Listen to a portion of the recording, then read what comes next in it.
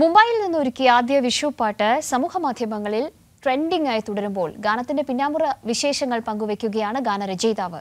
വിഷുവിന്റെ മാഹാത്മ്യം കുട്ടികൾക്ക് പകർന്നാടുന്ന പുതുമയുള്ള അവതരണമാണ് ഈ ഉത്സവഗാനത്തെ ജനപ്രിയമാക്കിയത്. ഇതാദ്യമായാണ് മുംബൈയിൽ നിന്നൊരു വിഷുപാട്ട് പിറക്കുന്നതും യുവാക്കൾക്കിടയിൽ ഹരമായി മാറുന്നതും. സമൂഹമാധ്യമങ്ങളിൽ ട്രെൻഡിയായ പാട്ടിന്റെ പിന്നാമ്പുറം തിരയുമ്പോഴാണ് വരികളിലെ ന്യൂജൻ സ്വാധീനവും ഈണത്തിലെ ചടുലതയും ശ്രദ്ധ നേടുന്നത്. വിഷുവന്ന് വിളിക്കണ കൊന്നപ്പൂവ് ചിരിക്കണ കണ്ടു, കണി കാണും കാലമുണർന്നിന്നോദണ തെന്നൽ കേട്ടു.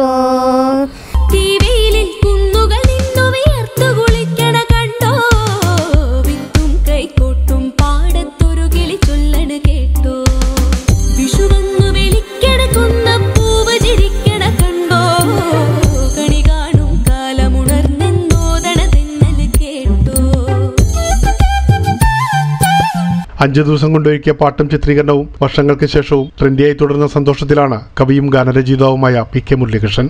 ആദ്യം സാധാരണ പോലൊരു വിഷുഗാനം ചെയ്യാം, ഞങ്ങൾക്ക് തീരെ താല്പര്യം ഉണ്ടായിരുന്നില്ല.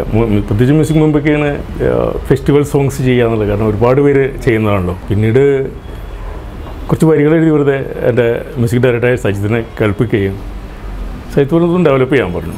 സുജിത്തിന്റെ ഈണത്തിൽ ഭാഗ്യലക്ഷ്മിയാണ് ഗാനം ആലപിച്ചിരിക്കുന്നത്. സുനിലാൽ പശ്ചാത്തല സംഗീതമൊരുക്കി. വിഷുവിന്റെ ഐതിഹ്യത്തെ കുട്ടികൾക്ക് മനസ്സിലാവുന്ന ഭാഷയിൽ പകർന്നു നൽകാനുള്ള ശ്രമമായിരുന്നു രചനയ്ക്ക് പിന്നിലെന്ന് മുരളീകൃഷ്ണൻ. ഇത് നമ്മൾ ഈ ഐതിഹ്യങ്ങളോടൊക്കെ ബന്ധപ്പെട്ടുകൊണ്ട് പുതിയ തലമുറയെ, പ്രത്യേകിച്ച് നഗര ജീവിതത്തിൽ കുട്ടികളെ എങ്ങനെ പഴയ തലമുറയിൽ കണക്ട് ചെയ്യാൻ പറ്റും എന്നൊരു ചിന്ത.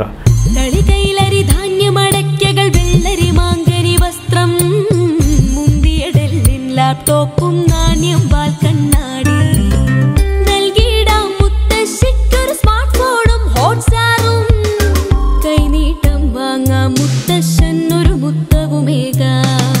വിഷുവുത്സവം അടിപൊളിയാക്കാം, ഫേസ്ബുക്കിന് സെൽഫി ഒരുക്കാം.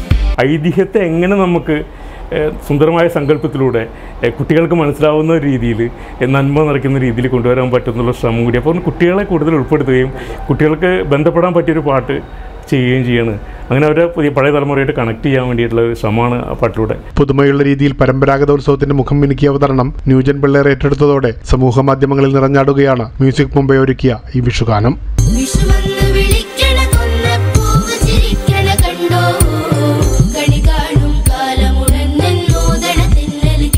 മുംബൈയിൽ നിന്ന് പുറത്തിറങ്ങിയ ആദ്യ വിഷുഗാനം ഇപ്പോഴും ഓൺലൈനിൽ ട്രെൻഡിയാണ്. പ്രേംലാൽ, കൈലി ന്യൂസ്, മുംബൈ.